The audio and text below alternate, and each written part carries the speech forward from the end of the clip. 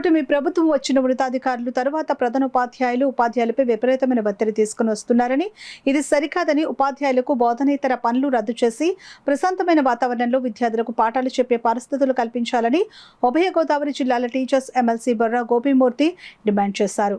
కాకినాడ సిటీలో ఉన్న ఉన్నత పాఠశాలలో ఎమ్మెల్సీ గోపీమూర్తి కృతజ్ఞత పరిచయం చేశారు. ఈ సందర్భంగా ఆయన మీడియాతో మాట్లాడారు.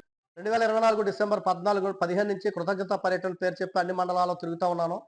ఈ రోజుతో మన కాకినాడ కార్పొరేషన్లో ఉన్నటువంటి పాఠశాలలు గతంలో కొంత తిరిగిన కొన్ని 10 పాఠశాలలు మిగతా ఈరోజు 10 కూడా కంప్లీట్ చేసి ఈ రోజుతో 127 మండలాలు, పట్టణాలు మరియు కార్పొరేషన్లో ఉన్నటువంటి అన్ని ఉన్నత పాఠశాలలు, కళాశాలలు, కొన్ని ప్రైవేట్ ఇన్స్టిట్యూషన్స్ మొత్తం అన్నిటిని 100కే 100% తిరిగి ఈ రోజున నాకు ఓటేసి శాసనమండలికి పంపించినటువంటి అందరికీ కృతజ్ఞతలు తెలియజేసి ఈ రోజుతో కృతజ్ఞత పర్యటన పూర్తయిందని చెప్పి సందర్భంగా తెలియజేయడానికి చాలా సంతోషిస్తున్నానని చెప్పి కూడా ఈ సందర్భంగా తెలియజేస్తా ఉన్నాను. ఈ విధంగా నేను ప్రయాణం చేసినటువంటి ఈ సందర్భంలో ప్రధానంగా టీచర్లు ఎదుర్కొనేది, మేము ట్రైనింగ్ అయింది పిల్లలకు పాఠాలు చెప్పడానికి, అటువంటి పాఠాలు చెప్పే పరిస్థితి మాకు లేదు.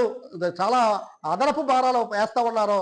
అనేక మోస్ట్ అర్జెంటు మెసేజ్లని లేదా వెబాక్స్ సమావేశాలని చెప్పేసి బోధనా సమయాన్ని ఉంటుపరుస్తూ ఉన్నారు. అంతేకాదు ఈ రోజున వాళ్ళు అమలు చేస్తున్నటువంటి విధానాల వల్ల ఉద్యోగ ఉపాధ్యాయులు కూడా చాలా వేదనకు గురవుతూ ఉన్నారు, అనారోగ్యాలకు కూడా గురవుతూ ఉన్నారు. కాబట్టి వాళ్ళు ఏ ఉద్దేశంతో వాళ్ళ నియామకం జరిగిందో ఆ ఉద్దేశంతో పిల్లలకు పాఠాలు చెప్పే పని చేయించాలని చెప్పి కూడా ఈ సందర్భంగా అనేక వచ్చినటువంటి సమస్యల్ని మీ ముందు ఉండిస్తా ఉన్నాను. ఈ సందర్భంగా ఈ కృతజ్ఞత పర్యటన ముగింపు కార్యక్రమంలో నాకు వచ్చినటువంటి సమస్యలన్నీ కూడా తమ ద్వారా ప్రభుత్వానికి తెలియజేస్తా ఉన్నాను.